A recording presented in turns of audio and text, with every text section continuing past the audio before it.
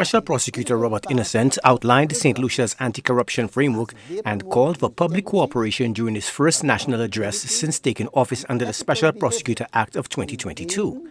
Innocent explains that the Special Prosecutor's Office is specifically tasked with investigating allegations of corruption among civil servants and public officials, not private sector corruption.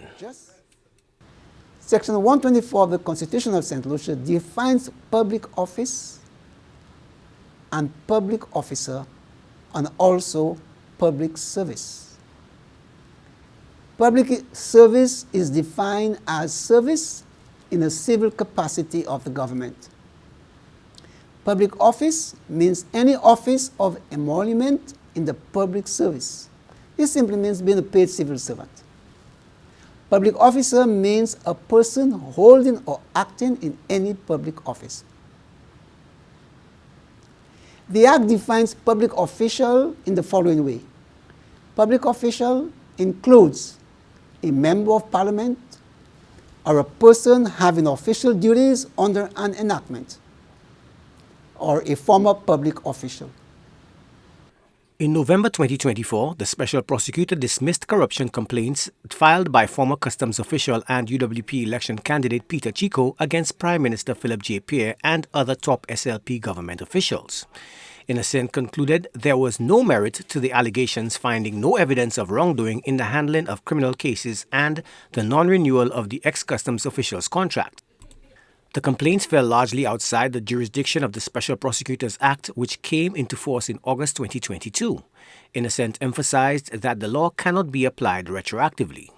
The Office of the Special Prosecutor has received several complaints.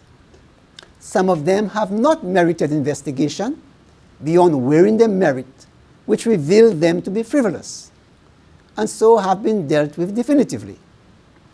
A couple required responses from persons against whom the complaints were made, and these responses proved decisive in determining the complaints had no merit, while the other complaints in our possession are under investigation.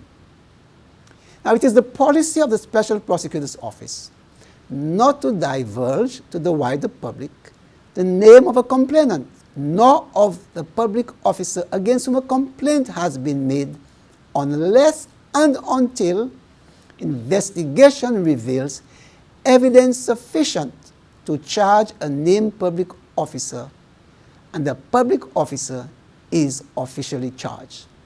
The Special Prosecutor emphasized that the government's anti-corruption efforts predate his appointment and include multiple international agreements and domestic agencies. He detailed how various laws and institutions work together to combat public sector corruption, including the Integrity Commission and Financial Intelligence Unit.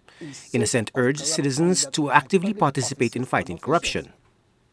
The office may only initiate an investigation upon credible complaints from those of you who know of a live fire of corrupt conduct or of one in the process of being lit, or who has knowledge of the arsonist responsible for smoldering corrupt conduct.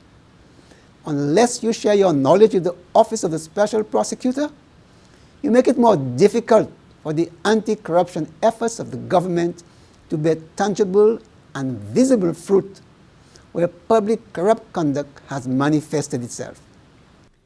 Innocent stressed that while the public service is largely managed with integrity, even isolated cases of corruption can have corrosive effects if not addressed promptly. Joachim de Plessis, HTS News Force.